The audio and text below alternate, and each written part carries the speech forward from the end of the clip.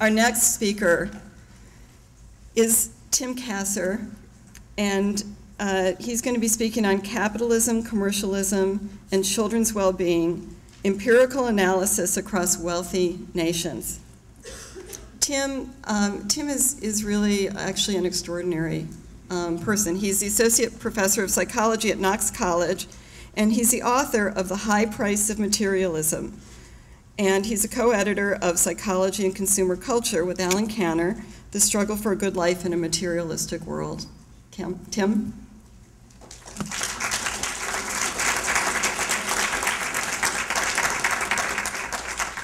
Well, thank you all for coming here after lunch and hearing about some data that I'm going to present. This is the first time I've actually presented. Is this mic okay for those in the back?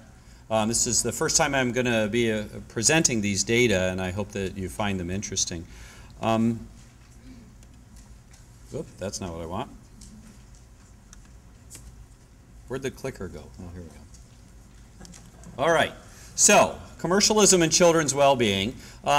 Basically, most of us here at this summit assume that marketing to children negatively affects their well-being. Okay, I'm assuming that that's why we're here, more or less, and we have all kinds of different data which show that marketing has these detrimental effects on all kinds of different measures of children's well-being. So sexualization, obesity, violence, substance abuse. I've done work on unhappiness and materialistic values. As Julie Shore talked about yesterday, and as I've done some work on as well, we also are looking at environmental damage, which is coming as a result of marketing and which looms large in the lives of children today and their children down the road.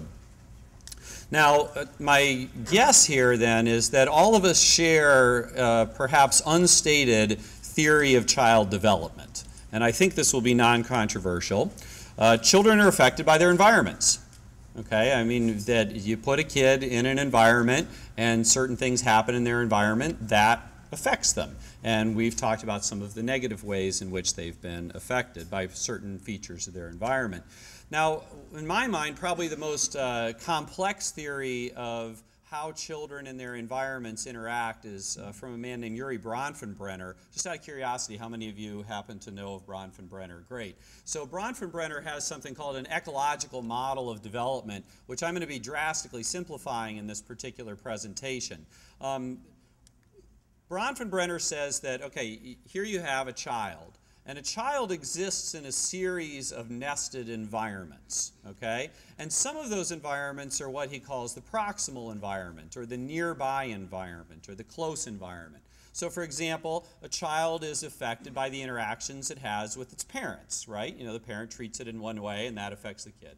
Or the child is affected by the way its teacher teaches, and whether or not the teacher's a good teacher or a bad teacher. Peers affect the way that a child develops too, because the child has ongoing close interactions with these different individuals in his and her environment, and that affects how the child eventually develops. Now, here's where marketing is, okay? Marketing is part of a child's proximal environment, okay? The child's driving down the street and sees the billboard, okay? Or is on the subway and sees the vodka ad, or is in school and sees Channel 1, okay? Or is watching TV and sees some sort of show or ad that has a marketing message in it. And that's pretty much where we tend to talk in terms of the campaign for a commercial-free childhood. Now, the question I've been interested in, and that's going to form part of this talk here today, is, but why is marketing part of children's proximal environments? Okay?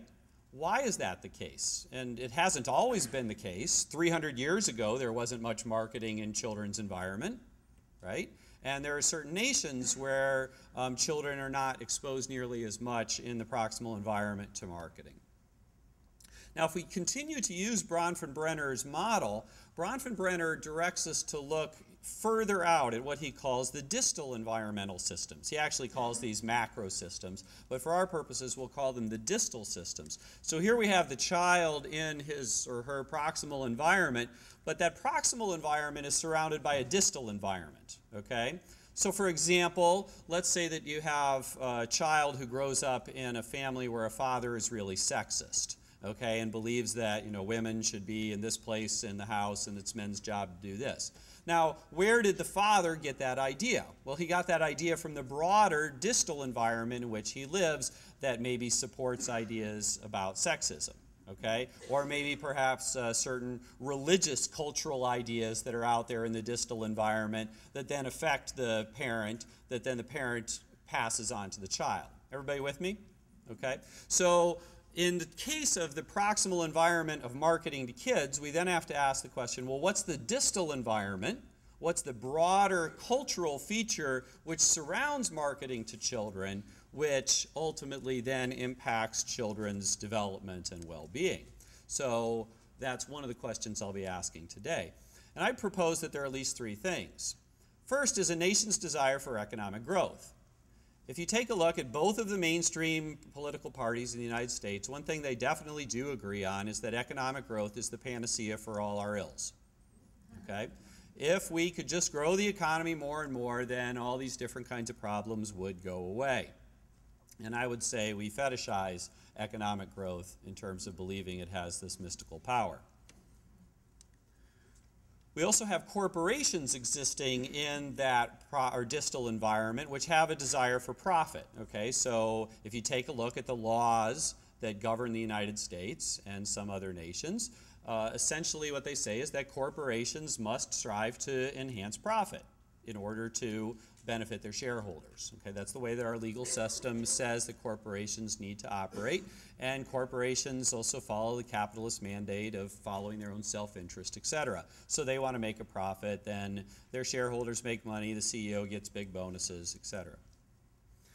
And then a final issue that is in our distal environment is the citizens' desires and values for wealth themselves. So you encounter people out there who have taken on the messages of our society, not just children, but adults and others who've taken on the messages that say that it's important and meaningful to strive to make a lot of money, to have a lot of possessions, etc.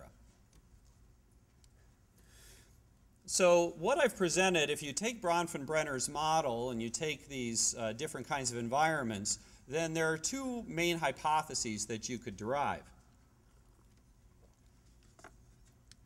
The first is that, and this goes from the proximal to the child, that children's well-being should be lower in nations with more marketing to children.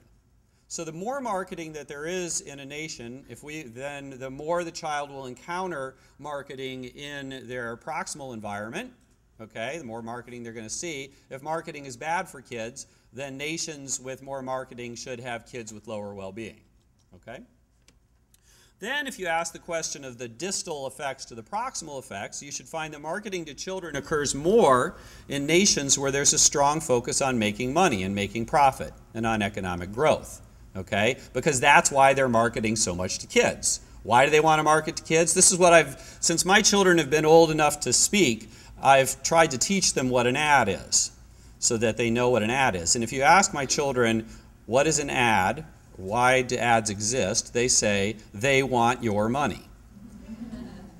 And that's true, right? I mean, that is the goal of an ad, is to manufacture desire so that a person will spend money on the thing that's advertised. They want your money. And that's why people market. They want your money. So the more that a nation is focused on wanting money, you should find more marketing to kids, because that's a way to get money from people who have high disposable incomes as a relative percentage of their overall amount of money they have. And you can get all the things we know about that they'll purchase for the rest of their lives, etc. All right, here's how I tested this idea. First, I had a sample of 12 wealthy capitalistic nations. These are all capitalist nations, although as we'll see in a moment, they vary somewhat. They're all wealthy too, more or less equally, okay? You know, it's certainly far more wealthy than anything in sub-Saharan Africa or most of China. Okay, so we're more or less holding national wealth constant by looking at these 12 nations. These happen to be the 12 nations that I could get sufficient data on in order to test these hypotheses. I would love to have more nations, but I don't.